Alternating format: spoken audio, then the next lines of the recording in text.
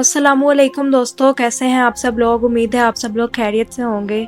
आज मैं आपके लिए एक बहुत ही इंटरेस्टिंग और हॉरर स्टोरी लेकर आई हूँ। उम्मीद है आपको ये स्टोरी बहुत ज़्यादा पसंद आएगी।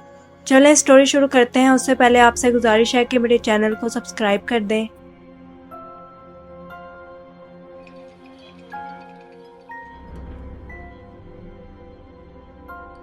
आज की कहानी हमारे साथ अली अहमद शेयर कर रहे हैं।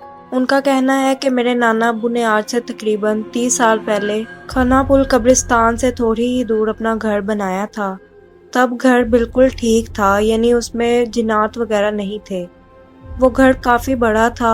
मेरे नाना ने उस घर के सहन में एक कुआं खुदवाया, लेकिन कुछ अरसे बाद ही उसका पानी खुश्क हो गया तो नाना अब्बू ने कुआं बंद करवा दिया। लेकिन कुछ अरसे बाद से ही उस घर में जिन्नात की मौजूदगी का एहसास होने लगा। मेरे 3 मामू और एक खाला हैं। उन सब ने और नाना नानी ने घर में बहुत दफ़ा जिन्नात की मौजूदगी को महसूस किया था। एक दिन मेरी नानी अम्मी ने एक कमरे में आटे की बोरी रखी। जैसे ही वो कमरे से बाहर निकलने लगी तो वो आटे की बोरी खुद ब खुद कमरे के दरवाजे के पास आ गिरी। मेरे नाना नानी चूंकि गांव के रहने वाले थे, इसलिए उन्होंने बहुत से ऐसे वाक़यात होते देखे थे। इसीलिए मेरी नानी डरी नहीं, बल्कि उस बोरी को उठाकर वापस उसी जगह पर रख आईं। उसके बाद घर के हर फर्द के साथ कोई ना कोई वाक़या होता रहा। मेरे बड़े मामू और मामी छत पर रहते थे। एक दिन मामू ने मामी को एक कमरे में बैठे हुए देखा। फिर मामू नीचे आने लगे तो मुमानी सीढ़ियाँ चढ़ रही थीं। मामू ये सब देखकर भागे उस कमरे में गए, लेकिन वहाँ कोई भी नहीं था। मेरे मामू बताते हैं कि उस रात मैं सो नहीं सका, क्योंकि मुझे पूरे घर में कोई साया इधर उधर चलता फिरता नजर आ रहा था। वक्त यूं ही गुजरता रहा और वो वाक़यात बढ़ते चले गए।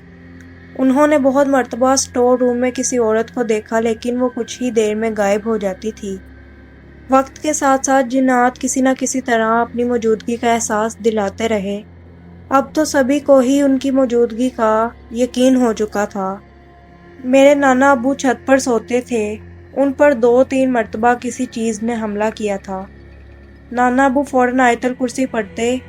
उनका कहना था कि वो चीज़ किसी साये की सूरत में होती थी और आयतल कुर्सी पढ़ते ही वो चीज़ फ़ौरन घर के पीछे वाले बाग में छलांग लगा देती थी और वहाँ से गायब हो जाती थी। मेरी नानी अम्मी किसी औरत के कहने पर एक खातून के पास गई। उन्होंने कहा कि जिन्नात उस बंद कुएं में रहते हैं और आपको इसलिए तंग करते हैं कि आप वो घर छोड़कर चले जाएं। मेरे नाना नानी ने फैसला किया कि वो ये घर बेच देंगे। जब घर बेचने की बात सबको पता चली तो उसके बाद से रात को साफ नजर आने लगा कि छत पर कोई बैठा है, और उस बात की तस्दीक तो हमारे साथ वाले घर के लोगों ने भी की थी। उन्होंने भी हमारे घर की छत पर किसी को बैठे देखा था। एक बार मेरी खाला और उनकी बेटी छत पर सो रही थीं। साथ वाले कमरे में मेरे नाना नानी भी थे। खाला पानी पीने के लिए उठी। जब वो कमरे से बाहर निकली तो कमरे की छत पर से उन्हें किसी के पांव लटके हुए दिखाई दिए। वो आयतल कुर्सी पढ़ने लगी। जैसे ही वो कमरे की तरफ बढ़ी तो उन्होंने देखा कि एक साये ने छत से छलांग लगाई और उनके आंखों के सामने ही वो गायब हो गया। खाला डर के मारे चीखने लगी तो मेरे नाना नानी भी बाहर आ गए। उन्होंने सारी बात मेरे नाना नानी को बताई। उसके बाद फ़ौरन से मेरे नाना ने वो घर बेच दिया। वो जिन्नात बहुत ख़तरनाक थे, लेकिन उन्होंने कोई जानी नुकसान नहीं पहुंचाया था। मैं नानी अम्मी के उस घर हर हफ्ते जाता था। उस वक्त मैं 17 साल का था और 17 सालों में मैंने कभी भी किसी जिन्नात को नहीं देखा था और ना ही उनकी मौजूदगी का एहसास हुआ था। वो सिर्फ उस घर में रहने वाले लोगों को ही डराते थे। मेरी अम्मी भी हमें उस घर के बारे में बहुत से वाक़यात सुनाती रहती हैं।